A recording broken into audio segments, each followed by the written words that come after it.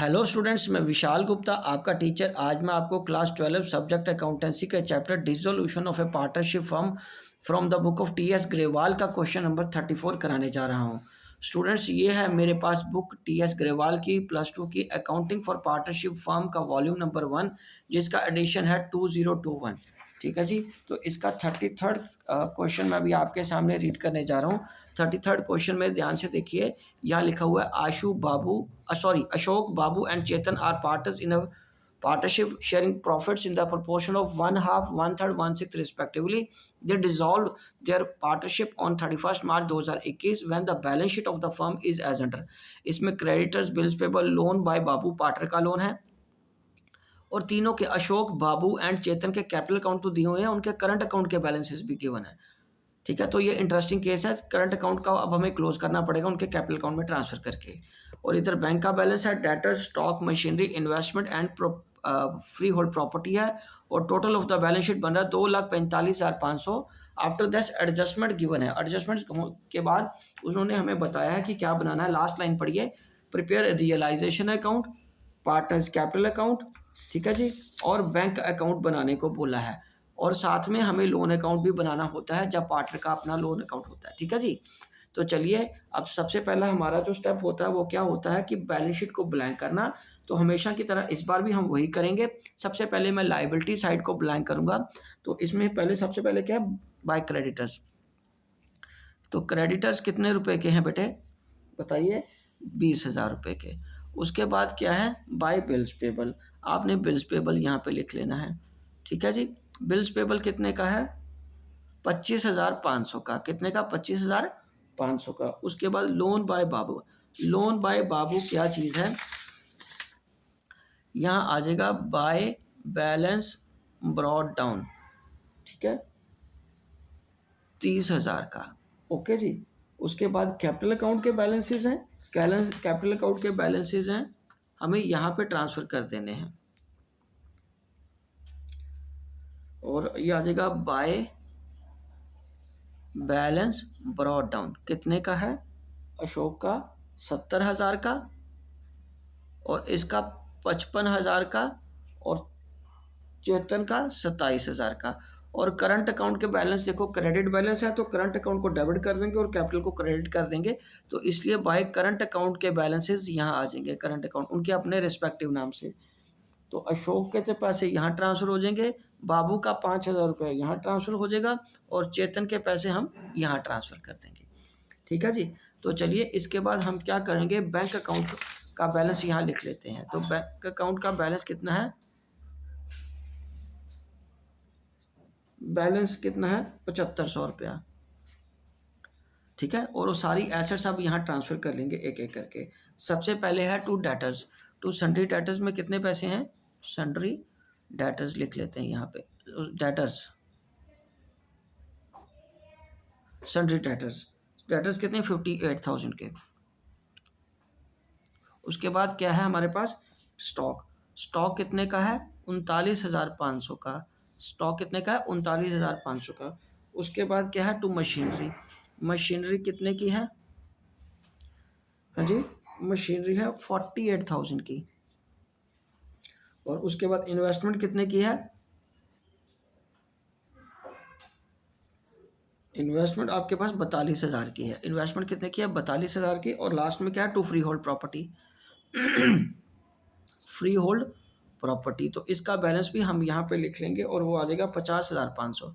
50,500 यहाँ पे balance transfer हो गया। अब हम करेंगे इसका, machinery was taken over by Babu. तो चलिए एक एक करके एसेट्स को हम लिक्विडेट करते जाते हैं। बाय बाबूज कैपिटल अकाउंट करके वो आ जाएगी मशीनरी कितने की है, 45,000 की। ठीक है जी। और यहाँ पे आ जाएगा टू रियलाइजेशन करके मशीन, बाबू को चली जाएगी 45,000 की। और उसके बाद Ashok took over the investment. तो अशोक के कैपिटल अकाउंट में आएगा, बाय अशोक्स कैपिटल अकाउंट में वो क्या लेके गया, अशोक इन्वेस्टमेंट। और कितने की लेके गया, वो 40,000 की इन्वेस्टमेंट लेके गया। तो यहाँ भी हम लिख लेंगे, इन्वेस्टमेंट करके अशोक के खाते में 40,000 रुपया ट्रांसफ़र कर देंगे। And freehold property was taken over by Chetan, और उसके बाद बाय चेतन्स कैपिटल, सारे पार्टनर कुछ ना कुछ ले गए हैं। चेतन्स कैपिटल अकाउंट में हम क्या डाल देंगे, free hold property, freehold property, और वो कितने की वैल्यूड हुई है, 55,000 की, 55,000 की वैल्यूड हुई है। तो यहाँ पे लिख लो फ्री होल्ड प्रॉपर्टी,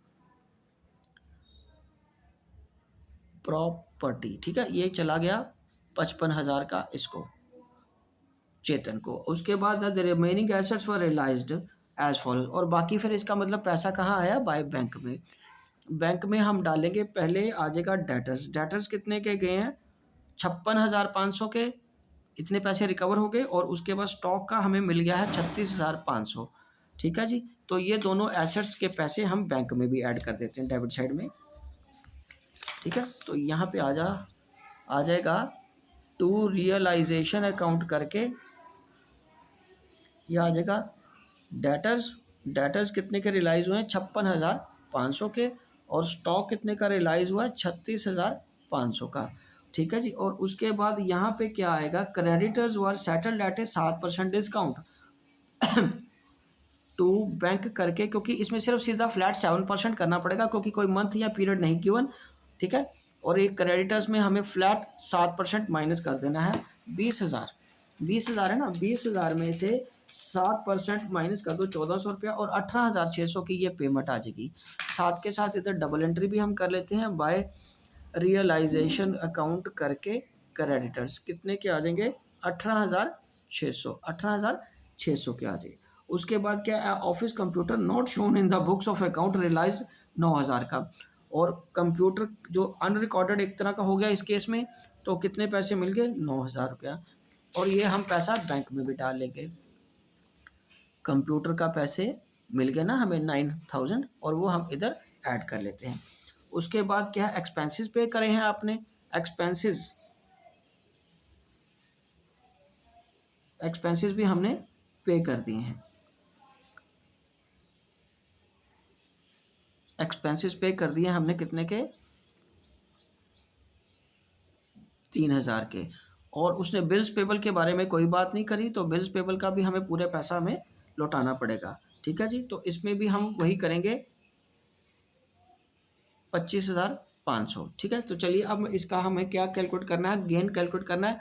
मैं इसका टोटल कर रहा हूँ, 20,000 जमा 25,500 जमा 45,000 जमा 40,000 जमा 55,000 जमा 56,500 जमा 36,500 जमा 9,000, उसमें से ये देखिए 58,000 minus 39,500 minus 48,000 minus 42,000 minus 50,500 minus 18,600 minus 3,000 minus 25,500, तो ये करके आ गया आपका 2,400 का गेन आ जाएगा। तो यहाँ पे हमारा, यहाँ मैं टोटल अब लिख लेता हूँ, टोटल कितना आया, ये 2,400 का तो गेन आ गया, उन पार्टनर्स को डिस्ट्रीब्यूट हो जाएगा to gain transferred to Ashok, Babu and Chetan, ठीक है। और उनकी रेशो है 1/2, 1/3 और 1/6, ठीक है जी। ये 2,400 में बांट देता हूँ, लेकिन एक बार इसका टोटल करके यहाँ लिखना पड़ेगा हमें। वो कितना, 20,000 जमा 25,500 जमा 45,000 जमा 40,000 जमा 55,000 जमा 56,500 जमा 36,500 जमा 9,000, ये आ जाएगा 2,87,500, 2,87,500, 2,87,500, इस तरह भी लिख लेंगे।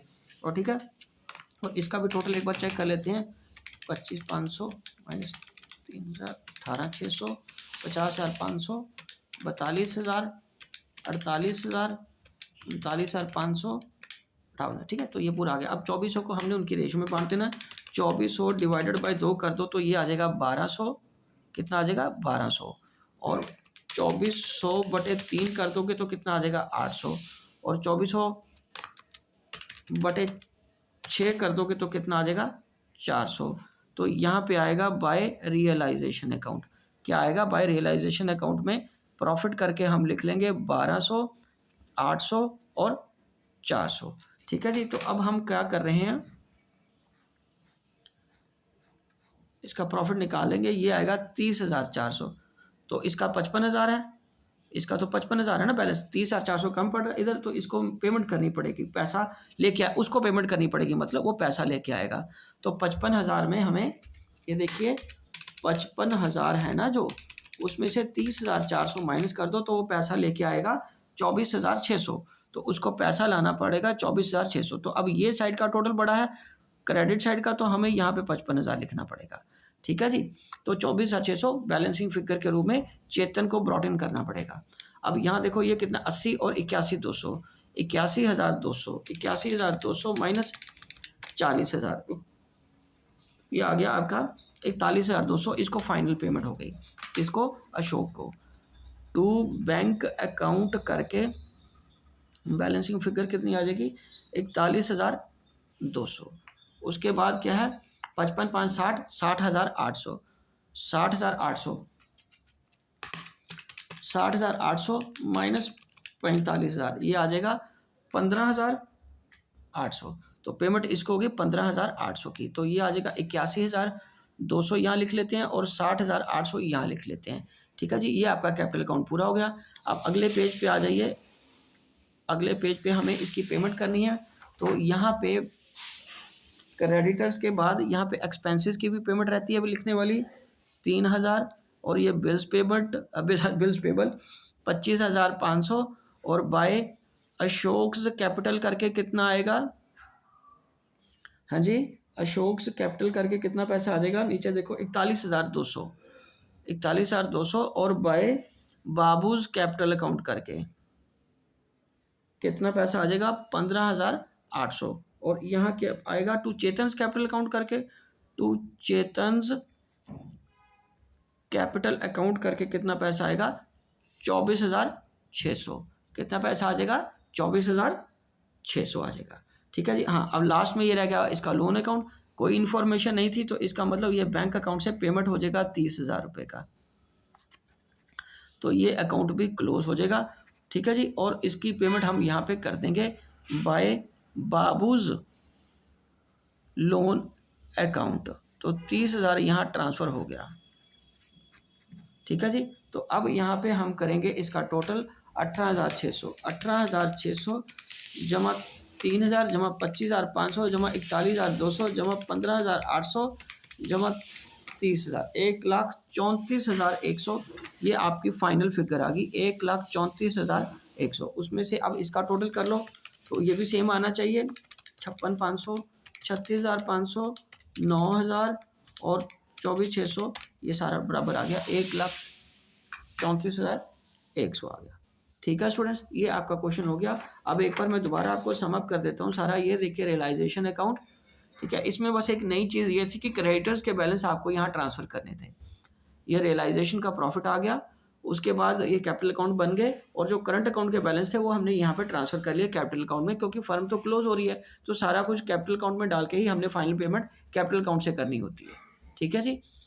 उसके बाद ये बाबूज का लोन अकाउंट, बाबू के लोन अकाउंट को भी हमने क्लोज कर दिया, और सारा एसेट्स बेच के जो पैसा आया था वो यहाँ लिख लिया, लाइबिलिटीज़ पे करके जो पैसा आया था यहाँ लिख लिया, credit side of bank account, इन दो पार्टर्स को पेमेंट कर दिया और इससे पैसा मंगवा लिया, और ये क्वेश्चन आपका कंप्लीट हो गया।